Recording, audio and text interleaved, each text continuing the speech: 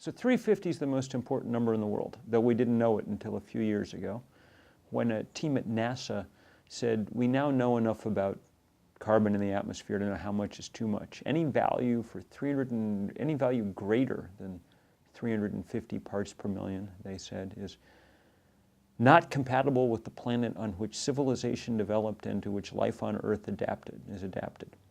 That's pretty strong language for scientists to use.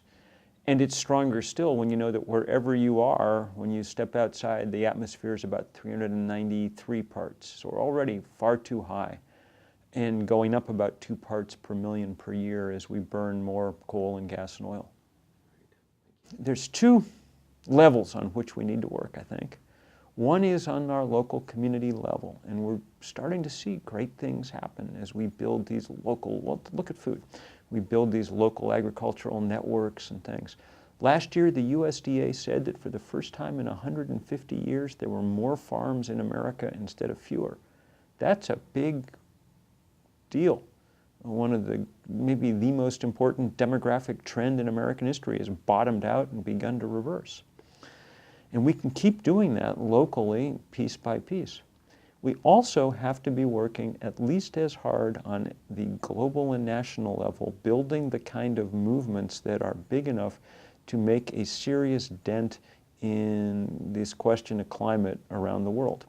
Because if we don't, those local efforts will come to nothing.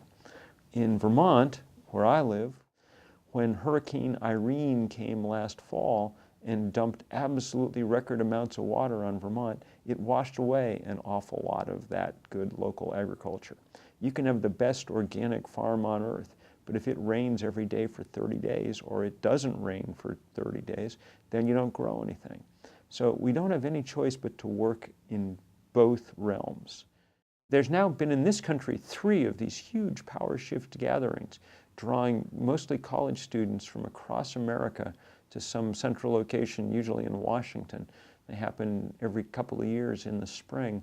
And when I say huge, I mean it, 10 or 15,000 kids there for a weekend of serious training about how to organize around the climate and that kind of stuff. And it's wonderful to see.